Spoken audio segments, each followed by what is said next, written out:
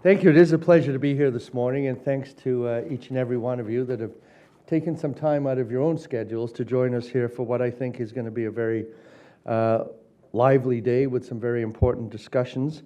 I was just speaking to the next speaker, to Sophie, who's going to tell you how your own brain works, so that will be, I've always wondered about that. So.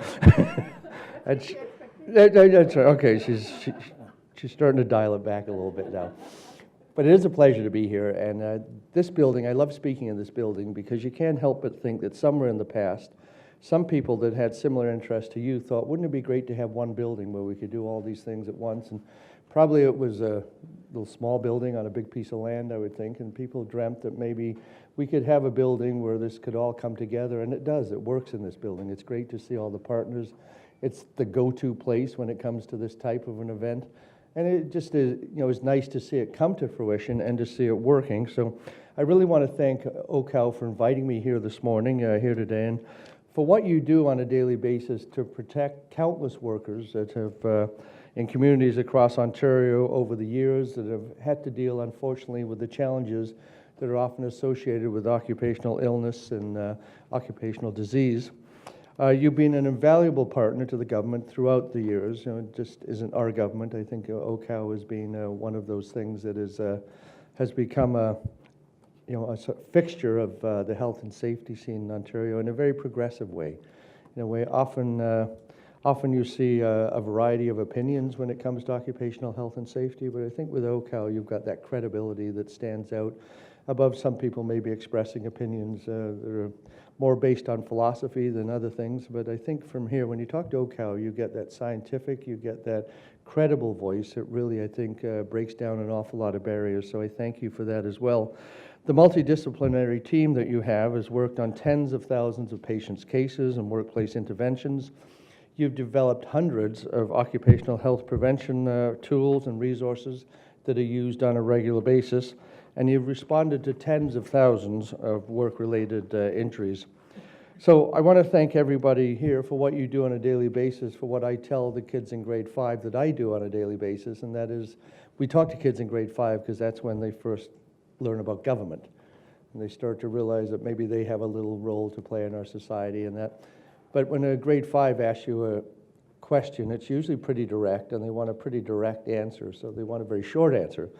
Not some of the stuff I get away with in question period. They want the real goods. And I go in and I say, "Hi, I'm Kevin Flynn. I'm your member of provincial parliament, and I'm also the Minister of Labour." And the next question is, "What does the Minister of Labour do?" And you can't give them a 5-paragraph answer. I said, "Well, I do a lot of things, but my job is to make sure your mom and dad comes home at the end of the day safely." If I had to boil it down to one thing, that's what I do. I do a whole bunch of other things. But what keeps me up at night and what I really want to do a really good job of is that, and they like that idea. They like the idea of mom and dad coming down the path and into the house at the end of the day or up the elevator. So they buy into that story, but it's something I try to practice on a daily basis. There's a number of roles associated with my role as a Minister of Labour, but this clearly is the top one for me. And it impacts people in so many ways. It could be a mom working in a factory in Thunder Bay. It could be a student taking on their first job, their very first job, where we know they're so vulnerable. But the services and the education that you provide really make a difference to the lives of people and their families in this province. And it's when we work together to find those solutions to problems that have perhaps a solution has escaped us in the past, that we work best, I think. When we're working together on behalf of the people of Ontario, I think we're at our best. So as we kick off this symposium, we're reminded that the importance of providing high-quality, dedicated prevention and care in relation to occupational disease is greater than ever. The unfortunate truth, and many of you in this room will know this, but most members of the public do not know this, the unfortunate truth is that occupational disease is often overlooked as a contributor to lost time injuries and fatalities. Not many people in the general public, not many workers in the province of Ontario would know that it actually accounts for greater mortality rates than occupational injuries in the province of Ontario. We tend to focus on the accidents, sometimes the injuries, the fatalities that can result from those accidents, but often left in the corner is occupational disease is something that doesn't get the attention it deserves, and it should, because the numbers speak for themselves. In 2016, for example, 22% of WSIB fatality claims were for traumatic fatalities, while 78% of the claims were as a result of occupational disease. So you've got it's almost a factor of 3 to 1. Well, it's over 3 to 1. It's almost a factor of 4 to 1. Occupational disease fatalities have outnumbered traumatic ones every year for the past decade. So we know that our workplaces in the province of Ontario need to treat occupational disease with the same seriousness and the importance with which they treat physical injuries. So we're taking a very, very proactive stance at the Ministry of Labour. We continue to regularly inspect workplaces across Ontario for hazardous chemicals, for physical and for biological agents. Just this past summer, our ministry conducted an inspection blitz that focused on hazards in mines and mining plants that we know could lead to occupational disease. As you know, it's one of the biggest contributors to workplace fatalities in mines and mining plants.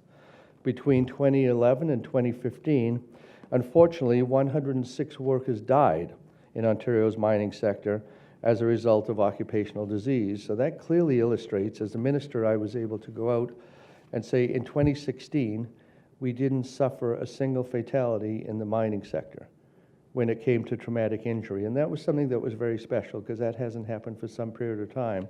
But at the same time, we knew we were experiencing fatalities for things that had happened years and years and years ago, yet we didn't talk about that very much. Obviously, we want to celebrate, we want people to be proud of what they're doing, and we want to stimulate and encourage people to keep doing the great work they're doing. But I don't think we should hide from the fact of the grim reality that because of issues that have happened in the past, people continue to lose their life on a daily basis. So what our inspectors did was they went in to check in the mines and the mining plants whether employers were meeting the requirements to prevent hazardous exposure. They also checked that employers were reporting and preventing occupational disease as required, and we're going to post the results of that blitz in the very, very near future. So since April as well, we've been conducting a one-year enforcement initiative on WHMIS in all sectors across the province of Ontario.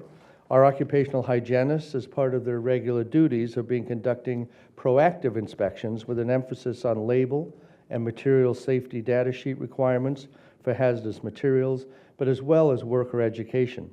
Our hygienists will also communicate the new international standards that I think most of you in this room would be aware of for the classification of hazardous materials and for providing information on labels and on those data sheets. We recently published a revised WHMIS guide on our own website to reflect the adoption of the new standards. I'd encourage you to take a peek at that if you could. Our ministry also regularly reviews and updates the occupational exposure limits to ensure the healthiest work environments in the province of Ontario.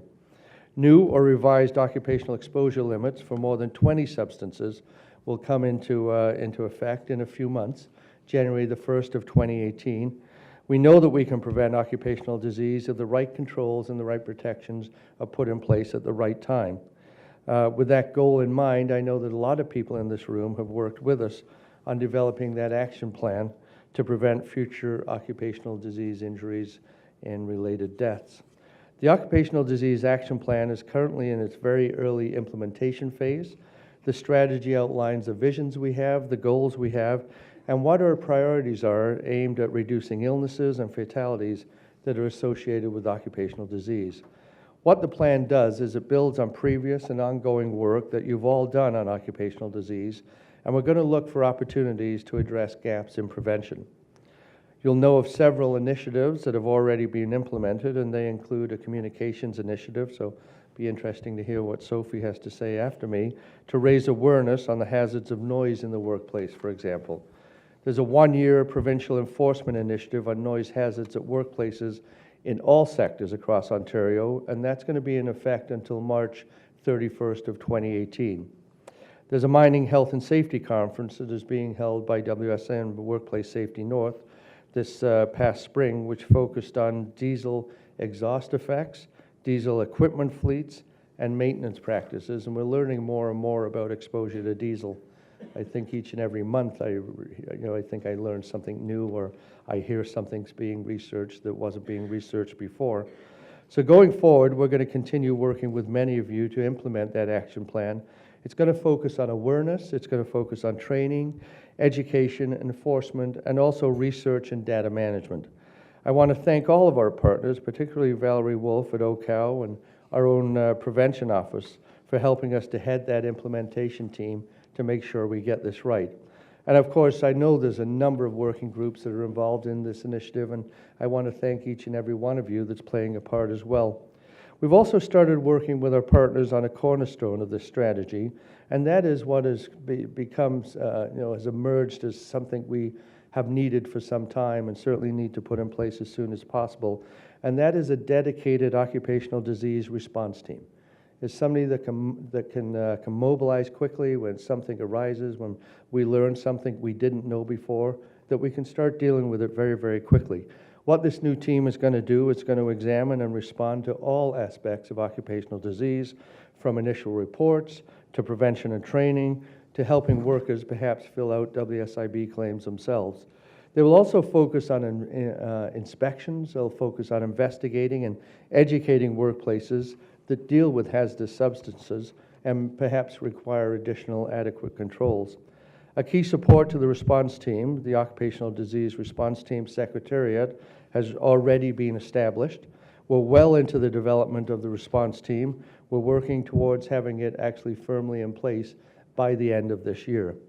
Another area that we're working on is OCAL's review of the impact that Mcintyre Powder has had on worker health in the province of Ontario.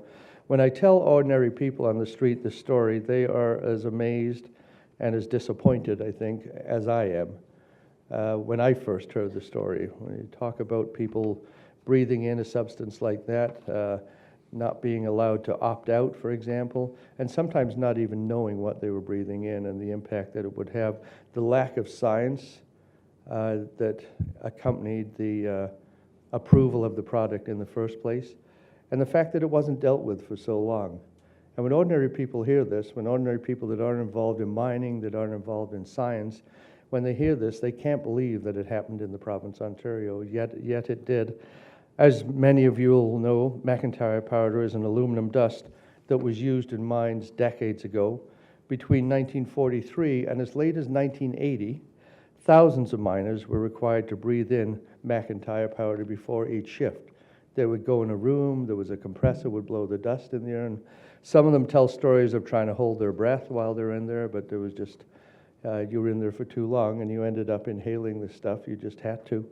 So OCAL is going to be establishing a team of occupational and medical health professionals to determine whether the health issues of some former miners are related to the use of Mcintyre Powder. So the scientific information that we need to prove that causal effect, I'm hoping will come out as a result of that intense research. What we're hoping then is the workers themselves will be able to avail themselves of that information. They'll be able to make those claims to the Workplace Safety and Insurance Board for potential compensation. The WSIB has changed one of its policies on this that will allow for the applications to take place. I think there was a directive in place that said that if you had an aluminum-related injury, that it probably wasn't compensable. What they've done is remove that now. So when the information comes forward, I'm hoping that a number of these people that were exposed to Mcintyre Powder will be able to get the justice they deserve in a fairly timely manner. So we're very, very proud to provide OCAL with the funding to get that review started, because we realize now that it's long overdue. There's a lady, her name is Janice Martell, who has come forward and talked to me on a number of occasions about the tragic circumstances she witnessed with her own dad. And I got the message very, very clearly from Janice that we needed to do a better job of this. And I think in a relatively short period of time, we've been able to get this initiative going. And I really want to thank OCAL for its commitment in ensuring that this type of work takes place in the province of Ontario. Now, I'm also very optimistic about the strides we're making in helping former workers at the GE plant in Peterborough get the justice that they also deserve. Somewhere in the midst of time, people work very, very differently in the province of Ontario. When you look at some of the pictures, when you look at the report that came out, a lot of it anecdotal, a lot of it just qualitative information about what it was like to work at the GE plant, what some of the jobs you would do, what some of the things like trichloroethylene or xylene or toluol, those type of things were used on a routine basis, soldering lead without any breathing apparatus. Just the list goes on and on and on. But what people were doing on a pretty regular basis without the benefit of any protective equipment, without the benefit, obviously, of knowing the impact of some of the materials they were working with. So the work that's currently underway by the WSIB to re-examine more than 250 cases previously not allowed is a vital development in that process. The work has started, as I understand. I try to keep track of it almost on a daily basis, and they're really starting to pick up the pace on the re-examination. I think they've looked at somewhere between 16 and 20 was the last I heard. And out of those 16, I think 10 of the people had their cases overturned and now will get the benefits that they should have. That's going to continue for a while. At the same time, what we're doing at the Ministry of Labor is we're looking at, is there any other way that we could effectively and fairly expedite these claims to make sure that they're treated with the seriousness? Do we have to go through a full examination for each case? Or do we know enough about the plant now? Do we know enough about the working conditions? Do we know enough about the cancers and related illnesses that are resulting that we don't have to go through that in-depth examination for each file each time? Some would call that presumptive, and certainly we see that in some areas, some other areas of the province, probably most notably in the firefighting profession, and most recently for the treatment of post-traumatic stress disorder for people that are in a first responder role as well. So the workers in this case and their families have never given up. In my opinion, they've been let down by a number of organizations and a number of governments that they really had the right to rely on. They haven't got the treatment they deserved. We need to make that right. We need to make that right together, I think, and that's what I'm hoping will come as a result very, very shortly as a result of that. So we've been working hard to ensure that they're able to do that. We're going to continue to fight alongside them and on their behalf. So at the Ministry of Labor, we're continuing to take a proactive and a preventative view when it comes to occupational diseases. We continue to fund occupational disease research projects through our Research Opportunities Program. We're going to continue to find innovative new ways to reach those new workplaces that are emerging as well. We need employers in the province of Ontario to understand that focusing on preventing occupational disease is not just good for their workers and something they should do without question, but it's good for the business as well. It really helps the bottom line. People have come to the realization of that when it comes to physical health and safety. They realize that treating your work as well, by avoiding those WSIB claims, by all the bad things that accompany injury in the workplace, businesses have caught on to the idea that it's better to be preventative and proactive than it is to be reactive, that the expensive way is to try to deal with it after the fact. People are starting to come to that realization, I think, when it comes to psychological health and safety as well. I think the penny's starting to drop there as well. If we can get them to that, way of thinking when it comes to occupational disease, we certainly have come a long way, because too many of them still see it as a bit of an afterthought, but it really is as important as any traumatic injury that could occur in the workplace. So there needs to be a shift in values, obviously a cultural shift. There needs to be a change in behavior, Sophie, and I hope you're going to tell us how to do that for workplaces to allow them to tackle this issue effectively. Because I know that everyone is up to this task. I know we can do better. I think when you look at the injury rates in the province of Ontario, the number of incidents has dropped by about 50% since 2003. We should be very, very proud of that fact, because it hasn't been the government that's done that or the Ministry of Labor. It's been everybody working together in the province to make sure that that happens. So while we should be proud, I don't think we should be satisfied for 1 minute, because there's still a long way to go when it comes to reducing occupational disease, when it comes to reducing psychological and physical injury in the workplace. Ontario remains one of the safest places you can work on the planet, and that's something we should be proud of as well. But there again, not satisfied. I want us to be the safest place to work when it comes to anybody working. I want to extend my appreciation in closing to OCAL for holding this conference, and to all of you for what you do on a daily basis, and that is continually dedicate your lives to the protection of workers. Because by protecting our workers in Ontario, we're investing in the future of this province. We know that our strength is our people, and I know that I'm stealing that from some company somewhere, but it actually is true in the province of Ontario. We have some natural resources. We don't have a whole lot of oil, But when people choose to invest in this province, they choose to invest in this province because of the education and the skill level of our people. It really is the people that attract people from all four corners of the world to call Ontario home. We want to make sure we continue to grow. We're leading the G7 in economic growth now. The G7 obviously is, the UK, the United States, Japan, Germany, France. I could go on. We're leading. We're in first place when it comes to that in Ontario. We've got the lowest unemployment we've seen in decades. So the economy is going through a revitalization that we hoped it would, even in changing and very competitive global economic times. What we need to make sure that we're protecting people in the province of Ontario in a number of ways. That's the Employment Standards Act, the Labor Relations Act, the Occupational Health and Safety Act, and other acts that protect. We want to make sure that they're the best as well. So while Ontario is the best place to work and the safest place to work, we want to make sure that we keep building that better, stronger, and safer Ontario for generations to come. And you're such an integral part of that. I want to thank you for the partnership that I enjoy with you. And thank you for having me here this morning. It's been a pleasure. Thank you.